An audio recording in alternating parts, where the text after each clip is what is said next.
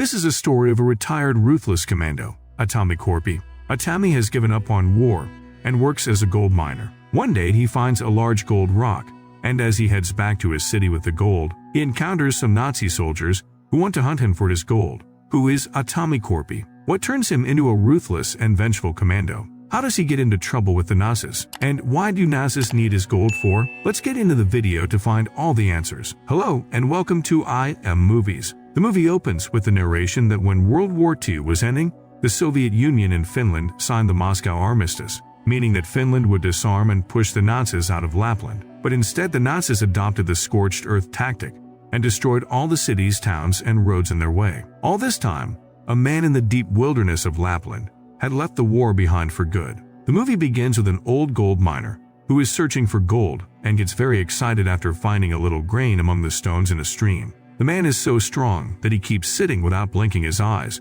when planes fly over his head. He continues looking for the gold and digs a pit, hoping to find a gold rock. Later that evening, he witnesses all the chaos in Lapland from a safe distance and walks away. The next day, his hard work pays off, and he finds a gold rock inside the pit, and the old man cries joyfully. He collects the gold and mounts everything on his horse. The man continues his journey back to the city where the second chapter, the Nazis, begins. The old man passes by a crew of Nazis, who stop and laugh at him. The unit sniper is seen raping a girl when he comes out and points his gun at the old man, but Bruno Helldorf lowers his gun, stating that he is already headed toward death. He's riding to his death anyway. The old man crosses them, and after a small distance, he encounters a few Nazi soldiers fixing their trucks. They stop the old man after checking his belongings. They learn that the old man is a gold miner and has gold in his bags. One of the soldiers makes the old man kneel and makes fun of his age, while the others suggest he killed the old man. The old man gets infuriated when the soldiers shoot at his dogs, and he murders the soldier brutally standing behind him. The old man fights and kills all the Nazi soldiers in the blink of an eye, revealing his dark past. Bruno listens to the gunshots and decides to return. Upon checking, he finds one of the dying soldiers holding a piece of gold in his hand and realizes that the old man would have done this. Meanwhile, the old man rides his horse when he finds the tank on his tail and runs away when Wolf rains bullets on him. Bruno orders Wolf to stop and waits until the old man's horse steps on a mine.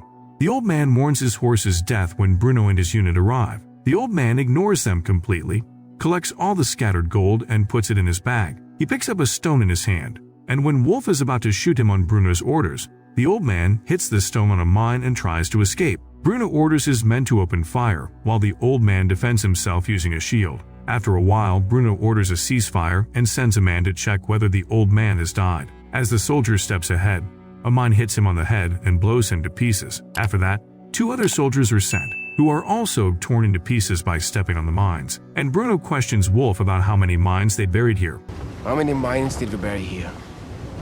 Wondering how the old man survived. After Wolf replies that they buried all their mines here, Bruno orders him to bring 2 of their female prisoners and a rope. After Wolf leaves, Bruno finds a tag along with the dead horse and looks at it. A female prisoner volunteers to protect her friend, and the female prisoners are bound to each other and lead the way for Bruno's unit. Wolf contacts the general and informs Bruno that he has ordered them to return to Norway and leave Finland immediately. When asked about the tag, Wolf replies that he has informed the general that the old man has killed their 7 men, but he replies that they are the lucky ones to survive. He thinks we were lucky.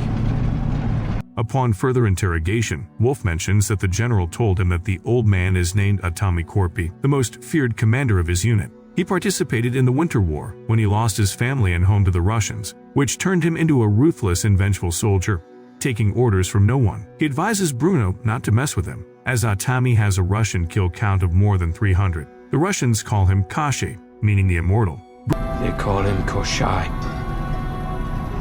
the immortal. Bruno is informed that the road is cleared, and when asked about heading towards Norway, Bruno denies leaving and adds that soon the war will end, and they will be hung after they return to their country, and the only way to their escape is Atami's gold. On the other hand, Atami hides next to a burned car and takes out the bullet from his leg using his knife. He is about to faint when he listens to the noise of Nazi vehicles and hunting hounds. Atami hides and sneaks down a truck. He covers his body with gasoline to dodge the dogs, but Atami gets shot in the leg as he tries to escape. Bruno stops Wolf from shooting and sends a hound to kill him, but Atami sets himself on fire and rushes into the lake nearby. Bruno and his men wait for Atami to come to the surface for oxygen. yet he manages to dodge the bullet. Eventually, Bruno sends 3 soldiers to fetch him the gold, and as 2 of them get into the water, Atami cuts their throats and uses the oxygen in their lungs for himself. Meanwhile, the sailor gets scared and gets shot for desertion. Atami reaches the other end of the lake when Wolf gets irritated and opens fire at him.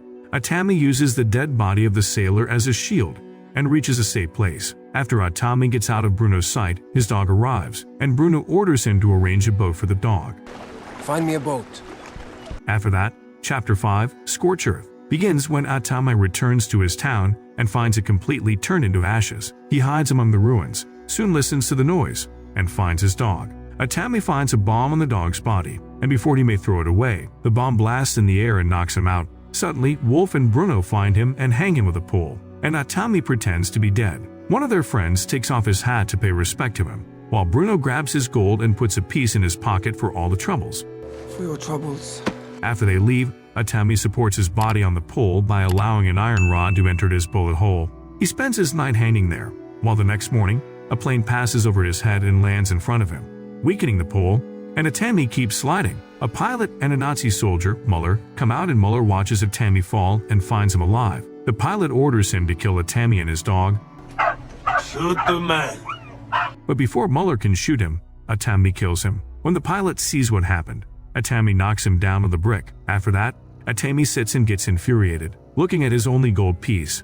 At first, he buries it in the soil, but then he thinks of a plan to spare the pilot's life and takes out the gold piece. On the other hand, Bruno learns that a plane has arrived to rescue him and Wolf, and when asked about the rest of their soldiers, Bruno replies that they don't need them in Norway. Wolf also supports him, stating that their boys have girls and booze, so they will figure something out for themselves.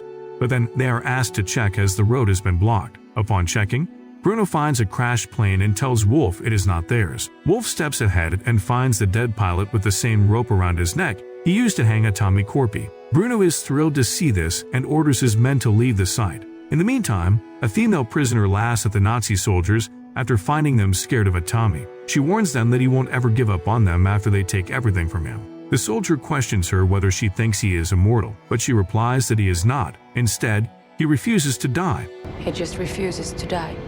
And she adds that they and all their friends are already dead. Suddenly, Atami kills them and appears inside the truck. He hands over the gun to the girl, who has been strong, and shows them the guns he has brought for the prisoners. Atami kills the truck driver and gives the command to the lady. After a while, he orders her to stop the truck and climbs over Bruno's tank as the tank enters the prisoner's portion. Bruno is informed that everything is fine, after which the female prisoners kill all his men and stop the truck on the side. Atami hits the truck roof, and Bruno sends Wolf to fight and kill the old man. Wolf tries to kill him, but in vain. Atami fights and breaks his arm, after which the duo falls from the tank. Wolf begs for his life when 2 Nazis on a bike arrive and run away after looking at Koschei before them.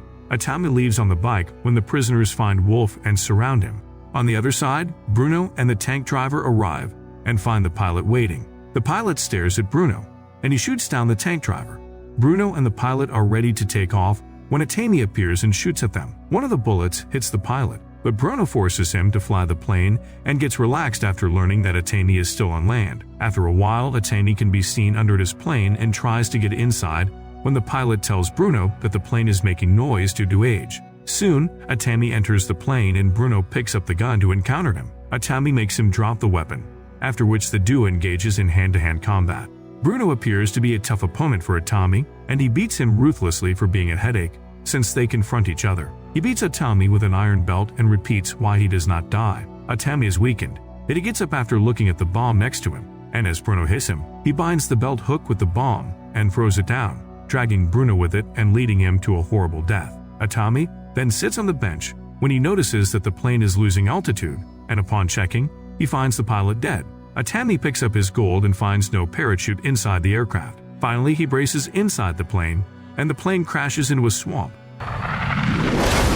The movie proceeds with Finnish soldiers who are alert after watching a Nazi tank heading towards them, but they lower their weapons after finding their women on it. When asked about the Nazis, they reveal that all the other Nazis have died except for Wolf. In the final chapter, Atami emerges from the swamp alive with his gold bags on his shoulder. After that, he is seen heading towards a bank with his dog. He arrives at the bank, where everyone is scared to see him, but he approaches a lady and pours the gold on the table in front of her.